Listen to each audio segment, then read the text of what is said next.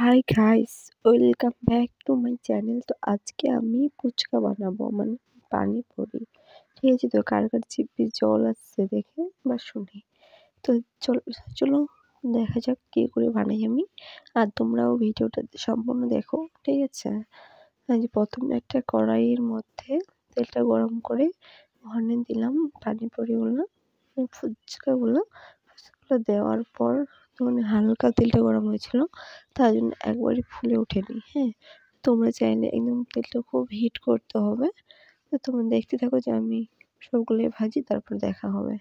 ঠিক আছে, এই যে একদম অনেক সুন্দর করে ফুলছে দেখো। এগুলো যেহেতু আমি বাড়িতে বানাইছি ফুচকাগুলো, একদম কত সুন্দর করে লাল লাল করে ভাজলাম।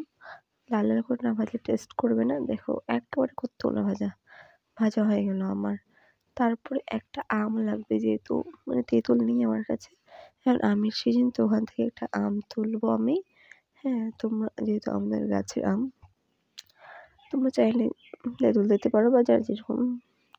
তো ওখানে আম তুললাম, তো ওই যে বাটিটার মধ্যে লবণ, আম, হ্যাঁ, তারপর ওখানে আরও আমি এই জলজিরা, লেবু টেবু অনেক কিছু দিলাম। যেহেতু ভিডিও করার মতো মানে আমার পাশে কেউ ছিল না যে আমার ক্যামেরাটা ধরবে, তাই নিজে নিজে সব কিছু করছি।